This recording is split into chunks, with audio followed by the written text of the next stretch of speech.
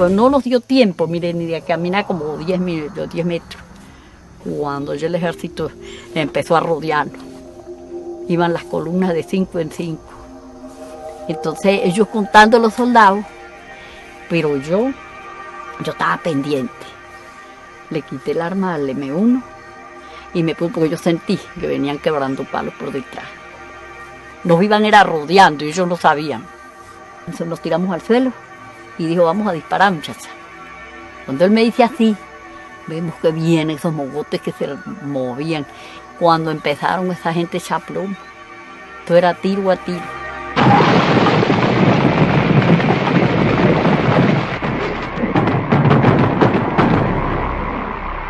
¿Quién fue Argimiro Gabaldón? No sé. ¿Usted sabe quién fue Argimiro Gabaldón? Cónchale, que yo sepa, dijeron que era un general, pero de ahí para acá no sé la historia de él. No sé, porque cuando eso estaba yo, no había nacido. ¿Y por qué este lugar se llama Argimiro Gabaldón? Porque estas eran las tierras de él, pues. Yo vengo de todos los caminos y estuve en todas partes. A pie o en sueños da lo mismo, en alas ajenas o en mis propias alas. Y he dejado en cada espina, en cada grieta, en cada tramo, un poco de mi carne y un tanto de mi aliento.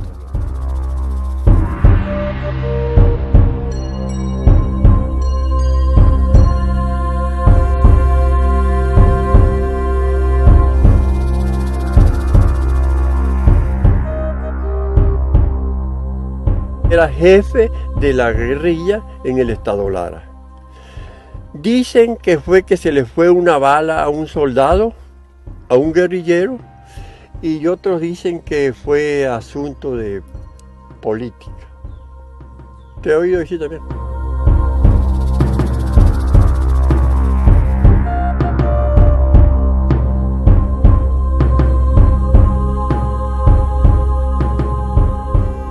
No debe verse a Argimiro como un guerrillero, sino como un intelectual de la revolución. Es mucho más importante eso. Y Argimiro no era un hombre de aparato, porque para ser de aparato, en cierta forma hay que hacerle concesiones a los aparatos. Y Argimiro era un tipo rebelde de sus pensamientos, pues no era de esos que dicen todo sí para ir escalando en la... Argimiro no era del Comité Central, no era secretario general del partido allá, y cuando se forma la guerrilla, no lo ponen de comandante de la guerrilla, ponen a otro de comandante, ¿no? Permanentemente. Pero él era el que comandaba de verdad, a los guerrilleros. Tú se lo puedes preguntar a cualquiera de ellos de los que están vivos. Era un hombre elegante, alto, con su buena contextura. Y a pesar de todo, de que Argimiro era un camarada, con sus medios de producción, porque él, según me cuentan, que él tenía su hacienda de ganado y sus cosas, y entonces él por la lucha abandonó todo aquello y se fue a la lucha, ¿comprende? Usted no ve que aquí estoy yo, aquí está mi señora, aquí está Argimiro. Lo quería como más que familia. ¿Un hermano? Porque cuando nace un estudiante así como Argimiro, que no nace, eso no lo vemos más. Es una casualidad que salga un estudiante con buena idea hacia el futuro para defender las comunidades. Eso cuesta para que nazca otro Argimiro. Cada vez que íbamos para el silencio, había un borrachito tirado por allá. Y él se compró un día una libretica y dijo, le voy a hacer un cuadro a este hombre. Empezó a hacer la maqueta, por ahí está la maqueta. Entonces lo hizo el borracho. Estos son él dice que son los rostros de su hermano, como veía el doctor Joaquín Gabaldón Márquez. Eso es cuando ya estaba escondido. Esto era cuando estudiaba en Río de Janeiro. El bautizo de Jesús. Su verdadero nombre es Argimiro Enrique de la Santísima Trinidad Gabaldón Márquez. Pero yo no sabía que él era comunista, ni sabía que él era político. Nos casamos, escondido, que mi suegro no probaba eso. Cuando se casa con mi mamá, le regala esa fotografía a mi mamá con una dedicatoria, algo así más o menos decía esa dedicatoria, ¿no? Con todo el calor de las arenas del desierto, con todo el amor del calor de las arenas del desierto, de este humilde musulmán, algo así por el estilo, con amor para ti. Una dedicatoria así muy hermosa, ¿no? De ahí nos fuimos a vivir a un apartamento.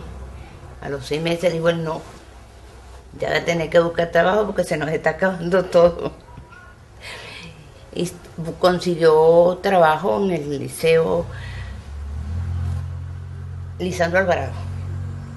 Daba historia y geografía de Venezuela. Ahí trabajó unos cuantos meses hasta que le dieron la dirección del artesanal Lara. Eso fue cuando Pérez Jiménez empezaron a perseguirlo. Se desapareció y no lo volví a ver más. Vino mi suegro un día a buscarme, nos llevó para Biscucuy. Eso fue ya en el año 50. Pero la sorpresa más grande fue que él tenía a Argimiro allá. Ahí vivimos todo el tiempo hasta que mis hijas, una cumplió la mayor 14 años. Nos venimos para acá, para Barquisimeto. Bueno, la vida en Biscucuy fue muy tranquila los primeros años. Porque entonces ahí dejaron a Argimiro tranquilo. Se puso a trabajar en la hacienda. Fundó el liceo. Arregló las calles de Biscucuy que no servían. Biscucuy era un pueblito muy chiquito que para donde quiera era pura agua y había que montarse en una guaya en un cajón para poder ir al pueblo. Y entonces él pidió firmas y todo y fue a Caracas y entonces le dieron permiso para hacer la carretera Biscucuy-Guanare. Y todos esos puentes que están hasta Guanare, todo eso lo hizo él. Vino el gobierno de Rómulo Betancourt, sí. Ahí sí empezaron a perseguir a Argimiro, tuvo que irse, ya él entonces ya le estaban formando las guerrillas.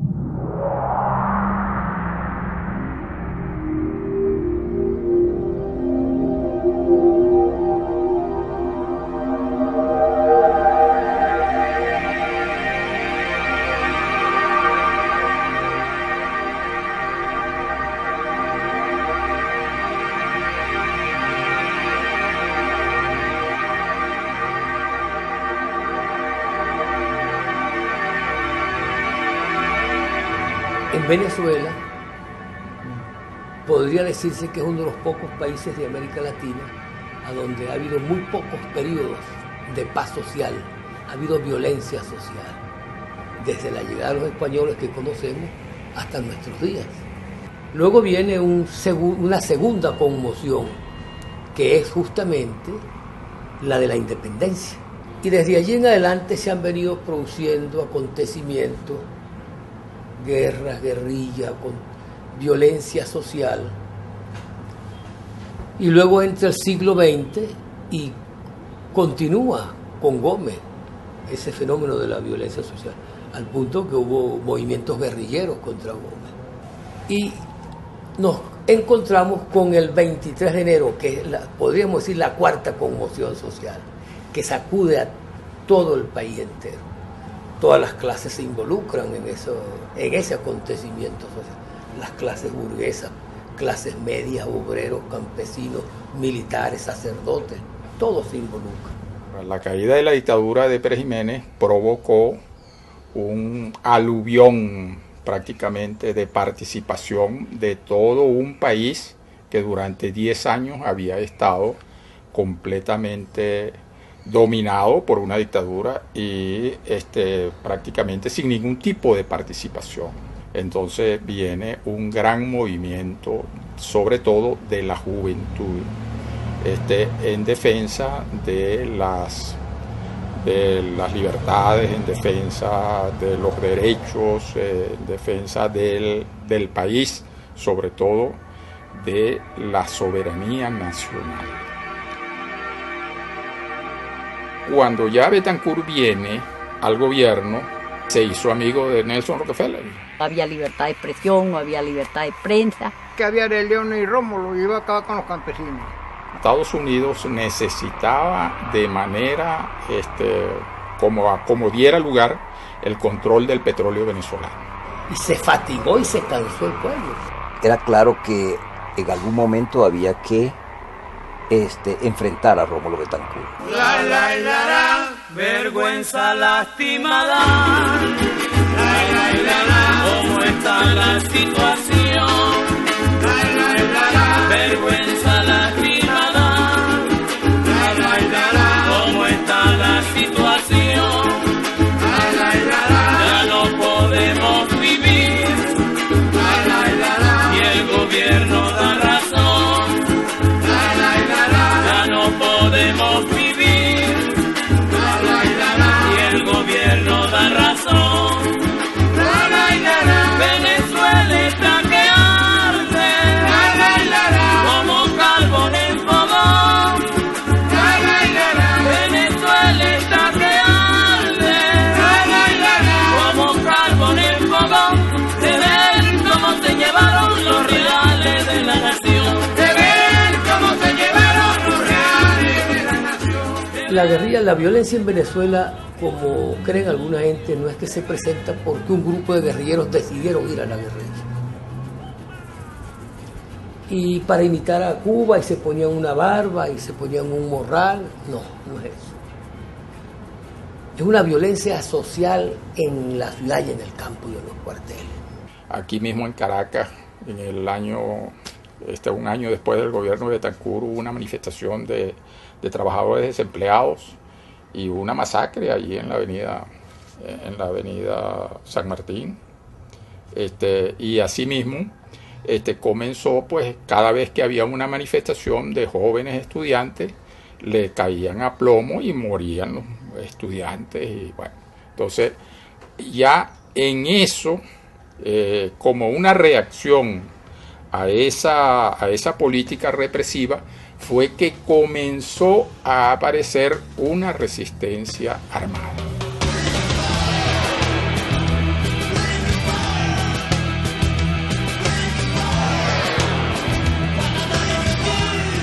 Y asimismo entonces empezaron a hacerse operaciones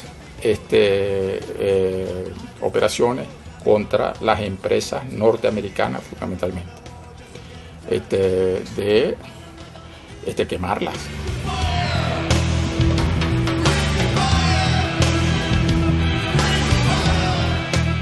En las Fuerzas Armadas también se había desarrollado un movimiento nacionalista que estaba en contra de que las Fuerzas Armadas venezolanas fueran a participar en una guerra a favor de los Estados Unidos.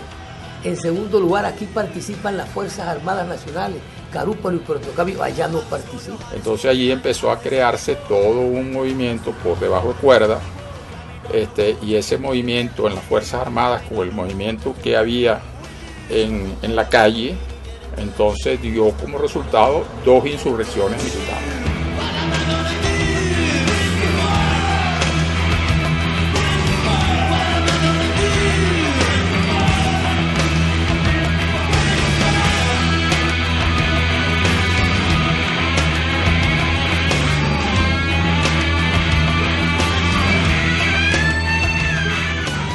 No lograron el objetivo de derrocar a Betancourt. Pero entonces todavía, aún así, habiendo sido derrocado y habiendo habido una represión grandísima donde había muchos presos y muchos muertos todos los días, entonces la lucha armada empezó a orientarse hacia las zonas rurales. Y aquí se dio un fenómeno antes de que la lucha armada comenzara, y allí tiene participación Argimiro, y que la gente no quiere destacar esos elementos de tipo social, como son los movimientos campesinos en Venezuela. Entre el año 59, 60 y 61 se dieron en Venezuela 365 actos de tomas de tierra a tierras de latifundistas por el movimiento campesino. El Tocuyo Zona Roja, pueblo revolucionario. Con el martillo y la hoz vencemos al racionario. De mi patria Venezuela, que vivan los comunistas, que le hacen la guerra a muerte al feroz capitalista, que le hacen la guerra a muerte al feroz capitalista, eso. Y nos organizamos, porque uno no necesita armas, las armas las tiene el enemigo, lo que necesitamos nosotros es unirnos. Más nada. Allá he puesto un carajo con un señor Parque, y yo, pero no tiene mano, yo tengo, que cargo, tengo 100 personas, ese parque es mío. Yo se lo quito. No es que yo tengo las manos y él no tiene nada. Es en la zona del Tocuyo donde se crea una de las primeras bases del Partido Comunista en Venezuela. Y esa tradición de esos campesinos de allí, de fidelidad al partido, servía de punto de apoyo para una lucha como la que estábamos estableciendo en ese periodo. Argimiro sí conocía ese fenómeno, totalmente. Argimiro era un tipo que, bueno, encarnaba la tradición revolucionaria de su padre, conocía el fenómeno, porque es un fenómeno de allí, de Biscucuy, de donde eran ellos, de Boconó, y se daba cuenta de que esa tradición revolucionaria, unida al fenómeno que estaba pasando en el país, tenía una carga política extraordinaria, y fue lo que trató de explotar.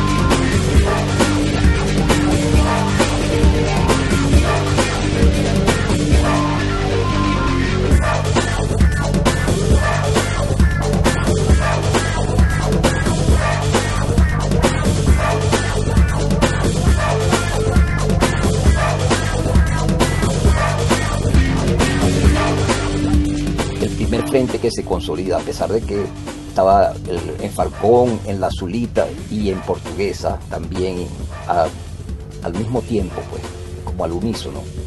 El primer frente que se consolida es ese frente que después se llamó Simón Bolívar. No, nosotros lo que reclutábamos de cada célula uno, el otro que teníamos para que lo iba enseñando a manejar armas, lo iba enseñando, pues cuando con nosotros no tienen ni armas, las armas no fueron llegando de golpe, que ya estábamos preparados. Que la primera vez fue cuando se formó, la primera, que era por ahí en la haciendita, en el Pardillal, y de ahí ellos venían en la noche a hablar con nosotros. Vino la orden de mostrarse y planificamos tomar un campamento del MOB, fue lo primero que tomamos, un campamento del MOB para coger sobre todo vehículos. Bajaron para aquí, le llaman el manantial, y de aquí tomaron el campamento del MOB y agarraron un transporte y se fueron para Montalvo Alto. Ahí tomaron a Montalvo Alto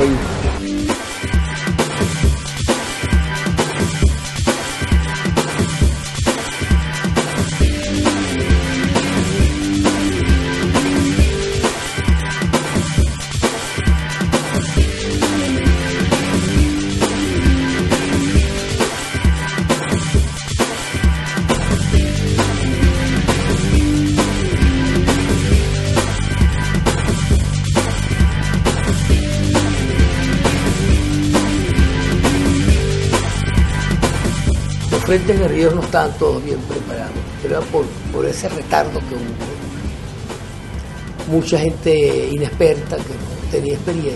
Era la primera vez que el ejército, la guerrilla en Venezuela se enfrentaba al ejército. Entonces se dispersó y quedaron libres Aljimiro, casi todos los campesinos que pudieron huir, no los que agarró el ejército, los que agarró en las casas, pues, solamente los pusieron presos, algunos los torturaron.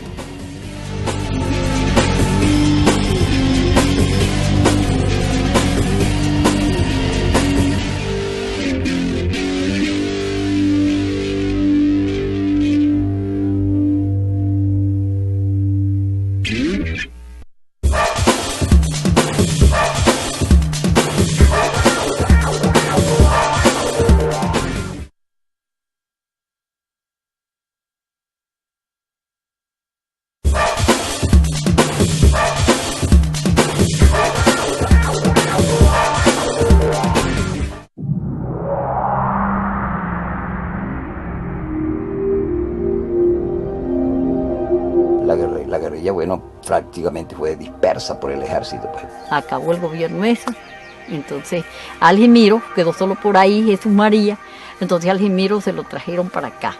Él llegó por ahí, se lo trajeron, andaba enfermo de hemorroides. Entonces de ahí lo sacamos nosotros en Chinchorro para arriba, para el palito de arriba, y de ahí vino un carrito de abajo, un doctor, y vinieron y se lo llevaron para abajo, para Caracas. Un buen día una persona, un hombre, abordó a mi mamá cerca de la casa donde vivíamos, en Barquisimeto, y le da un papel. En el papel solamente dice: Luisa, te espero con los dos más chiquitos. Entonces mi mamá se va con esta persona, conmigo y con mi hermano, y de tanto preguntar nosotros para dónde vamos, para dónde vamos, para dónde vamos, mi mamá nos dice que vamos para Colombia. Nos cambiaron varias veces en la carretera de carro, andábamos por puros caminos verdes. Y cuando llegamos al lugar, fue un sitio muy hermoso, una playa. Estaba un hombre parado en la puerta de la casa donde nosotros llegamos, un tipo muy blanco, pelo rojo, muy rubio.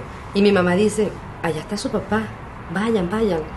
Pero nosotros no creíamos que era él, porque no, ese no es mi papá, él no se parece a mi papá, sí es su papá. Y resulta que no era Colombia, era Naiguatá. Imagínate tú, por todos los caminos verdes que nos metieron, que duramos día y medio viajando. Pues nosotros estábamos pasando unos días tan ricos entre la playa y la piscina de la casa, porque era una casa bastante grande, y disfrutando de mi papá, y de repente se acabó el encanto.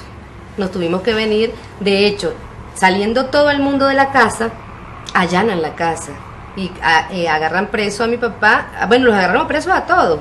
Llevaban un policía, un soldado en medio, él de un lado y del otro lado, no sé si Teodoro o Luben, y mi papá maquinando qué hacer para escaparse. Y de repente se acordó que el bostezo se contagia y empezó a bostezar.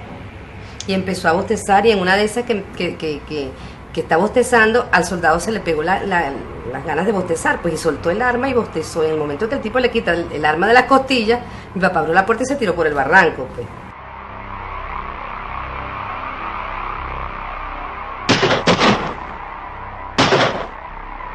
Empiezan a salir la prensa: Argimiro Gabaldón tiene tuberculosis, que un grupo armado, que sí está herido, nosotros ahí empezamos a entender qué pasó. Bueno, fíjate que en ese panfleto que sale por ahí donde piden la recompensa por los bandoleros siguientes, ¿no? Entre esos está él, dicen que piden 15.000 bolívares por su cabeza, ¿no? Vivo o muerto. Bueno, la impresión mía fue que yo venía del liceo, venía caminando del María Briceño Iragorri cuando venía, y pasa una avioneta tirando unos volantes, y me cae uno de esos volantes en los pies, qué cosa, ¿no? Bueno, te puedes imaginar la impresión cuando yo recojo y leo el panfleto y veo que piden una recompensa por mi papá, que en esa época ya estábamos, nosotros sufríamos muchísimo, porque donde íbamos, primeramente íbamos perseguidos por la gente de la Digepol, pues, íbamos para el abasto, para la farmacia, donde quiera estábamos ahí, porque pensaban que mi papá iba a bajar.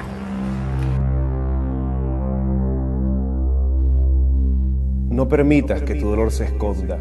Oblígalo a salir desnudo a que combata, que empuñe el fusil y la granada, que anime la marcha, que estalle en un grito en el asalto, que ría y que cante en la emboscada. Tu pena y mi pena y la de todos es una sola pena militante armada. Es el fuego que arde en la alborada, la revolución que avanza desbordada hacia el milagro de las cadenas rotas, y el gran sufrimiento se tornará alegría. Emergerá del fuego un mundo diferente. Será el llanto detenido y dejará la sangre de correr asesinada. Se esparcerá la risa y los niños puros como pájaros en vuelo llenarán los parques con sus gritos, y nosotros estaremos allí. Seguro que estaremos, como una llama ardiendo eternamente. Somos la vida y la alegría en tremenda lucha con la tristeza y la muerte. Venceremos, camarada. En la montaña de Lara se eleva una marea. La guerrilla de Caracas se alista para la pelea.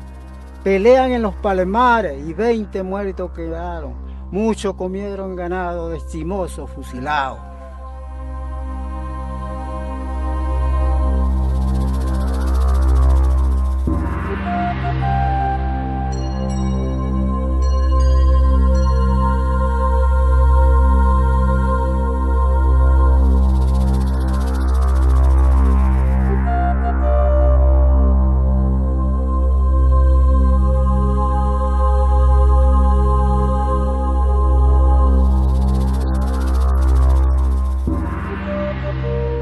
Y él se quedó acá, incluso ya con la idea de irse a las zonas de la montaña de Lara Portuguesa, donde se había alzado el viejo Gabaldón en la época de Gómez, su papá, y donde él tenía, pues, por lo mismo era una referencia así mítica para los campesinos, ¿no? Y fue precisamente ya en los años 64, un año duró Argimiro creando la base de apoyo, moviéndose en todo ese escenario que iba casi desde cerca de Acarigua hasta allá, hasta las zonas de Trujillo, hasta cerca de Guaitó. Y ahí nos fuimos a incorporar. Ahí me incorporé yo, Jesús María y Pompeyo. Nos incorporamos ya a las luchas, cada vez nos reunían en el comité de radio y siempre hacían reuniones ahí y nos iban informando a lo que nosotros nos íbamos a dedicar. Bueno, eso asaltaban pueblos así, empezaban en las mismas haciendas de los ricos, empezaban eso lo asaltaban también, de los ricos que eran malos, pues que no colaboraban con ellos. Entonces hacían emboscadas también. La vida cotidiana era discusión política, entrenamiento y trabajo de masa, continuamente, y prepararse para las pocas operaciones. Nosotros no combatimos mucho, pero hubo combates y combates exitosos, que se oculta mucho eso. La parte militar de la experiencia nuestra, de ella no se habla. Es lógico, porque murió gente de los dos lados. Con el trabajo que Argimiro estaba haciendo entre la población y el trabajo que el partido hacía de apoyo en la parte urbana, ahí se tejió todo una red, un tejido muy sólido, que fue lo que hizo posible que ese frente guerrillero soportara la mayor ofensiva guerrillera que se diera en toda la lucha armada venezolana, incluso después de la muerte de Argimiro.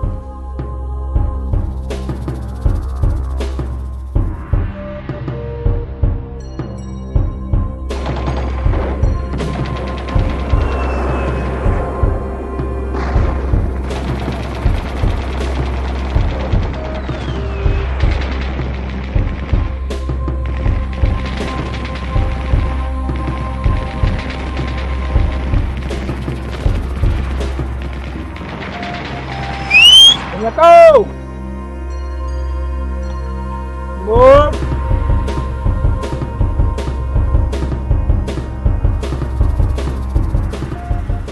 Tenía un refugio allá cuando se fue escondido.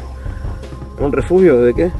refugio donde una cueva para uno esconderse y guardar cosas ahí. ¿Y cómo fue cuando el ejército llegó? Cuando el ejército llegó, pues aquí todos estaban pendientes. Que llegó va en el Alto de los Pozos.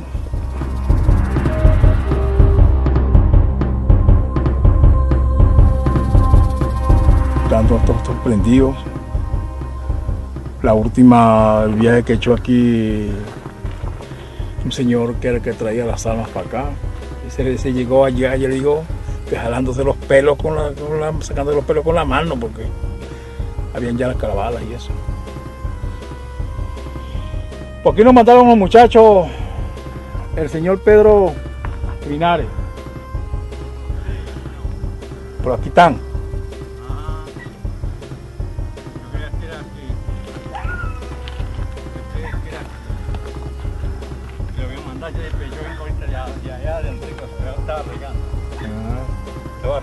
Este es el camarada Simón. Buena. Bueno. ¿Usted conoció a Jimiro? Sí, a Jimiro vivía aquí. Él siempre, cuando empezó la guerrilla, cuando él vino se la pasaba aquí y él tenía refugio por aquí y él vivía, y nosotros vivíamos en aquella casa. Cuando los guerrilleros estaban por ahí me dejaban a mí de vaqueano y llevarle la comida a ellos y ahí me fui preparando y cuando ya tenía 15 años me fui con ellos para la guerrilla. La montaña. Ahí no tienes ni luz eléctrica, ni radio, ni televisor. Tú te vuelves un animal, o eres un animal. Y si no te actas como animal, estás raspado. Ahí no hay caminos. El camino lo hace uno. Nosotros llegamos a tener en esa zona 1.500 guerrilleros. Ya cuando hemos creado, que tenemos una base social, también la lucha armada guerrillera no se desarrolla sin operaciones militares. Por otro lado, tienes que irle dando al país la referencia de que existe un movimiento armado, que es una fuerza armada. Entonces ya allí se comenzaron las primeras operaciones, que fundamentalmente fueron operaciones de propaganda armada, porque la toma de Córdoba es un pueblito, no sé si tú lo conoces, ¿no? Que ya vaina se toma con 4 personas, ¿no? Yo estaba pequeño, que estaba en la escuela, me recuerdo que el maestro era Lidio Parga, era mi maestro de primer grado, me recuerdo, y llegaron 25 guerrilleros ahí a la escuela. Por cierto, nos dijeron que no nos asustáramos porque ellos eran gente buena, que no se metían con nadie. Y también me recuerdo una vez en Palo Solo, hubo un enfrentamiento entre el ejército y la guerrilla como a las 10 de la noche. Y por cierto, mataron dos guerrilleros y salieron heridos unos soldados también. En el Coco también hubieron bastantes enfrentamientos que tenemos conocimiento. Yo estaba muy pequeño, como unos 10, 12 años, pero sí tengo conocimiento de esa vez. Los vi muchas veces.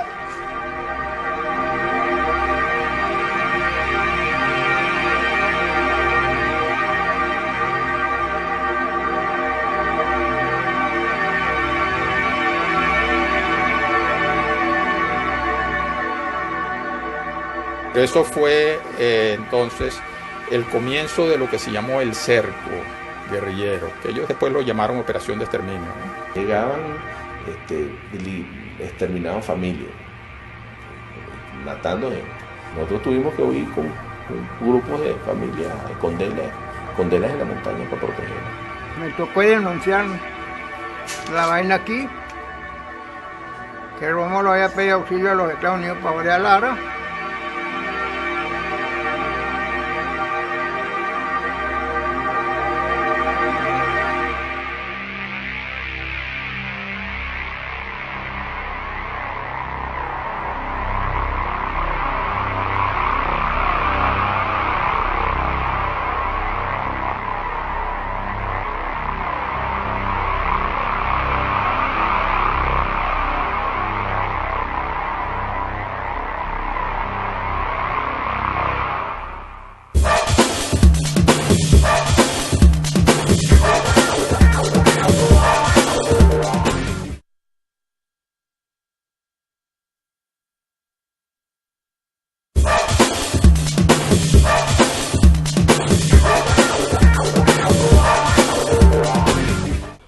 la orientación inicial, que fue la que estaba difundiendo Argimiro, era que, bueno, empezando el cerco, entonces había que atacar de inmediato, responder de inmediato, de todas las maneras. Por ejemplo, las guerrillas que estaban cerca de los caseríos, bueno, esos iban a bloquear carreteras, iban a hacer hostigamiento, y las unidades mejor preparadas iban a atacar a los destacamentos donde ellos se instalaran. Ese era más o menos el plan que Argimiro estaba explicando cuando ocurrió el accidente en la zona de Lato, allá donde él fue herido. En el nombre yo comienzo adorando, yo aquí vengo a comenzar. En el nombre yo comienzo adorando, yo aquí vengo a comenzar. Y así como comenzamos adorando, debemos de terminar. Así como comenzamos adorando, debemos de terminar. Adorar, adorar, adorar, adorar a San Antonio.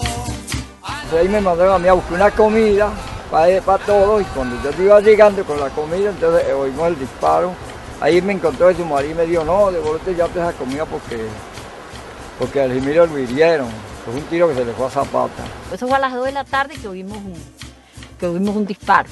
Al rato me llegaron buscando para que fuera con Carmelo Mendoza a llevar a Argimiro al Tocucho, al hospital. Con San Antonio comer, que lo está llamando tanto. San Antonio que en el cielo hay poder, junto con los otros santos. San Antonio que en el cielo hay poder, junto con los otros santos. Adorar y adorar y adorar, adorar es San Antonio. Adorar y adorar y adorar, adorar es San Antonio.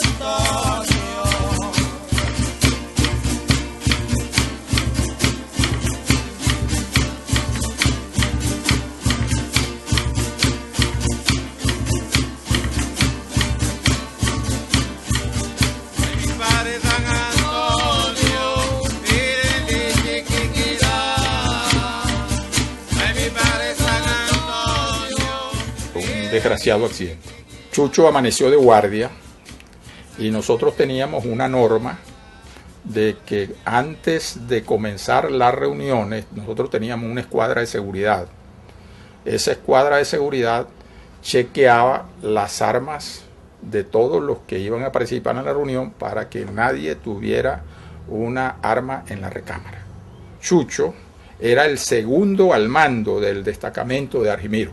Ya la reunión había comenzado y la escuadra de seguridad había revisado todo, pero como Chucho se incorpora tarde, una vez que entrega la guardia, entonces él le saca la caserina a un fusil M2, que es un fusil muy, muy delicado, un fusil americano. Saca la caserina y se sienta y pone el fusil en el suelo. Cuando lo pone en el suelo, el gatillo del fusil chocó con algo y lo disparó. Y tenía una bala en la recámara, que fue la que alcanzó a Argimiro, porque él se sentó frente a Argimiro. Pero eso no fue intencional, como decían. Eso fue accidental. Porque el hermano mío vio. No, Zapata, el que dijo que se iba a matar fue que no lo dejaron que se matara. Eso de que a él lo mataron accidentalmente, a mí, a Tatiana Gabaldón, yo no involucro a más nadie porque hay personas que dicen que estoy errada, pero a mí, a Tatiana, le parece que no es así. ¿Por qué razón? Porque sencillamente hay varios cabitos que no están atados. Por ejemplo, la persona que mata a mi papá se llamaba Jesús Betancourt. El comandante antiguerrillero que manda el gobierno para que acabe con la guerrilla de Lara se llama Camilo Betancourt, por coincidencia se dice que son primos. O sea, a lo mejor no es así, a lo mejor no son primos. Vamos a suponer que no sean primos, pero resulta que hay testigos de que como 10 días antes de la muerte de mi papá, vieron a Jesús Betancourt conversando en un sitio solitario y apartado con Camilo Betancourt. ¿Qué hace un guerrillero hablando con un comandante que fue a acabar con la guerrilla? No tiene explicación. Yo no le consigo ninguna explicación. A los 10 días aproximadamente fue la muerte, pues, accidental entre comillas. Mi papá ha debido enterarse de que este personaje, Jesús Betancourt, se había reunido con Camilo Betancourt porque mi papá era el jefe de él. Tu jefe debe saber todo lo que tú estás haciendo, ¿verdad? Y más en este caso, que las medidas de seguridad, toda una serie de cosas. Por eso es que yo digo que para mí no fue así, pero yo lo dejo a juicio de quien quiera interpretarlo como quiera. Lamentablemente Jesús Betancourt está muerto y mi papá también. El único que está vivo es Camilo Betancourt, que yo sé que este personaje no va a dar ningún tipo de declaración porque sigue siendo basura. Que es una estudiante que no nace en todos los días. Una estudiante que nació para defender la comunidad.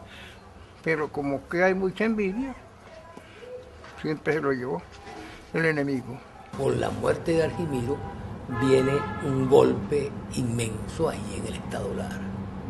Los campesinos veían en Argimiro su fuerza de redención. Eso se acabó, eso se volvió como que hubiera nada, pues. Eso se echó a perder en lo que lo mataron. En las cárceles fue muy duro, pues, porque en las cárceles generalmente el que está preso se agarra de cosas muy no endebles, muy de imagen. Se agarra de ideas, se agarra de sentimientos, se agarra de esperanza. Y el que se haya muerto Argimiro fue duro. Yo creo que nosotros estábamos en la isla de Tacarigua y fue muy común ver llorar a la gente, porque no era solamente que se había muerto uno que era comandante guerrillero, sino que era un hombre muy querido por la gente. No joda. El impacto fue terrible. No solamente, no en la guerrilla, el impacto fue en toda la población.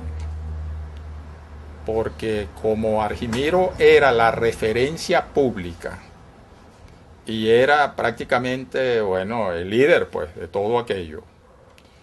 Entonces, cuando muere Argimiro, aquello es un golpe psicológico en contra de nosotros y a favor de los que estaban organizando el cerco. O sea, metieron el ejército al cerco a agarrar a los demás guerrilleros. Sí, a ellos le tenían un poco de miedo a Argimiro Gabaldón, pero entonces ellos se equivocaron porque ya los otros comandantes lo estaban enfrentando también por todos lados. Incluso para los campesinos que tenían la idea de que esa lucha guerrillera era un poco dirigida por los caudillos a la manera de Ezequiel Zamora, pues, que murió el caudillo y se acabó la guerra. Entonces ellos empezaron a decir, se acabó, pues, ya se acabó todo, pues, ya murió el comandante, se acabó todo. En esas condiciones me corresponde a mí asumir la comandancia del frente.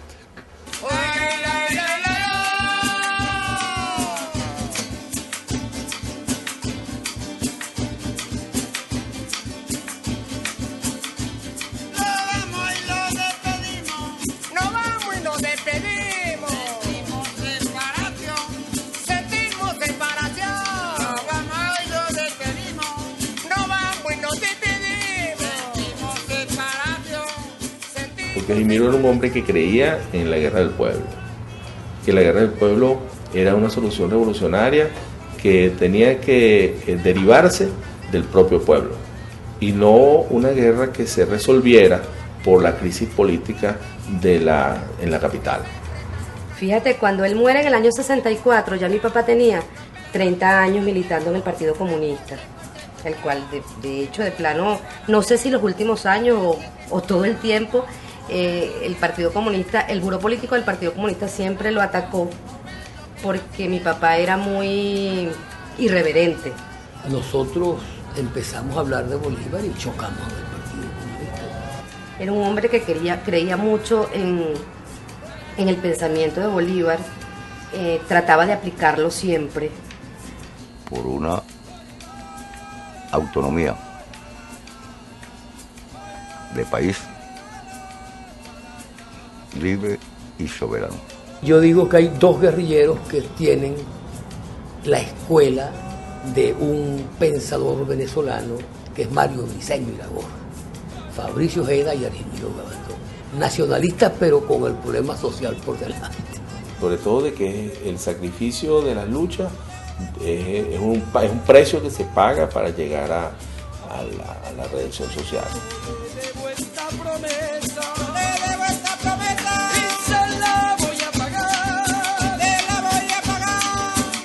Por la cabeza, palo por la cabeza, y se la voy a pagar, te la voy a pagar. Buenecito, se portaba muy bien, como le parece que habían unos que tiraban los